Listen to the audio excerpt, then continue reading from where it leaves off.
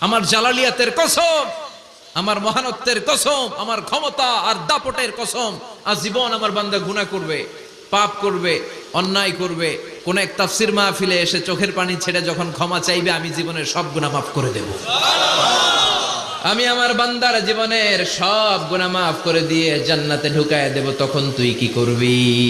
লাগফিরান্না লাহুম মা দামু ইস্তাগফিরুনি। যতক্ষণ আমার বান্দা আমার কাছে ক্ষমা চাইবে, আমি আমার বান্দার জীবনের সব গুনাহ মাফ করে দেব। সুবহানাল্লাহ পড়ে। এজন্য রব্বুল আলামিন বলেন, ইয়া আইয়ুহাল্লাযীনা আমানু তুবু ইলাল্লাহি তাওবাতান নাসুহা। তওবার মতো তওবা করো। তওবার মতো তওবা করলে যত বড় অন্যায় হোক, পাপ হোক, গুনাহ হোক, সব গুনাহ মাফ করে দিতে পারে কে? আল্লাহ। সাইয়েদনা আদম আলাইহিস সালাম ভুল করলেন, শত শত বছর কাঁদলেন,